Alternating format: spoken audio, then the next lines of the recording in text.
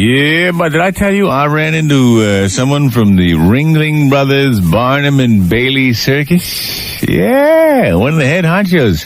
Seems the guy heard that I am in possession of the one-eyed viper. Oh, yeah, I got a call from those guys. They heard about it. They heard I had a rare breed of viper. And the guy said he wanted to put it in Ringling Brothers, Barnum and Bailey Circus. He'd make me a very wealthy man. We'd tour the great countries of Europe. I said, no way, Jose, no way, Jose! Put the one-eyed viper in a circus? Are you out of your mind, man? He said, it's the only one I've ever heard of. I can make you wealthy beyond your wildest dreams. I said, never. Just as I was about to hang up the phone, he said, can I at least come over and take a look? Just take a look. I said, all right, but you do so at your own risk. He's been known to spit in your eye. He said, all right, I'll take that risk.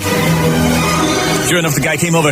He said, Mr. Barnum has authorized me to give you this briefcase, and here is $10,000 if you just at least let me take the viper for one shot. I said, no. He said, well, at least tell me a little bit about it. What are his colorings? I said, it depends on the viper. Some white, some black, some yellow, some red, some brown. He says, well, what is yours? I said, well, it's white.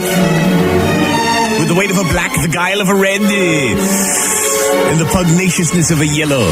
He said, my God, it sounds like... I said, yes, it's a one-of-a-kind. It's even more rare these days because this is a one-eyed hooded viper. He said, a hooded viper? I said, yes, they are very rare. They very rarely last long in the hooded capabilities. I spotted my enthusiasm in the little man's face. He said, what kind of habitat would we have to make for him if we were to come to some sort of a deal? What are his environs?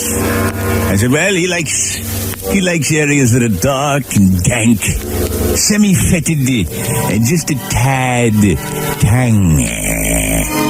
He said, my God, we can do that. We can arrange it.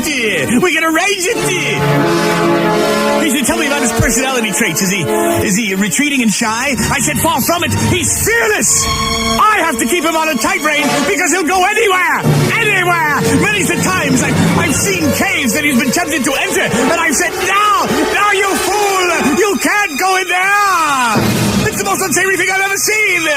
There's guano in there. My eyes are tearing. But he wants to go anyway. He wants to go anywhere. He said, well, does he react to it? I said, no, he's deaf and dumb. He can see.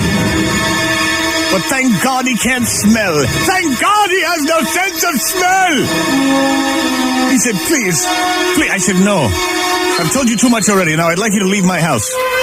He said, but at least let me see the one-eyed viper. Can I at least see? I have to tell Mr. Barnum that I saw him. I said, well, all right, he's in the backyard. You can look out this window here, but only take a brief peek. And so, sure enough, the little man from the circus leaned out the window. That's when I reached up and I grabbed the window and I slammed it down on his neck, trapping him there. The viper! He must have gotten in the house! My God!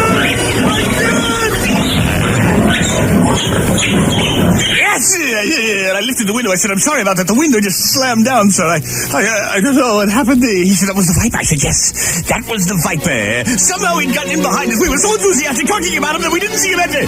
He said, my God. I was that close. I said, yes, you were that. Where is he? I said, he's under the couch. He's under the couch. Don't go near there. Now, get out of my house.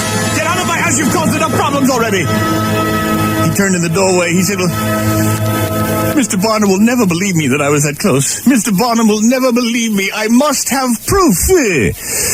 I said, young man, the proof is in the pudding.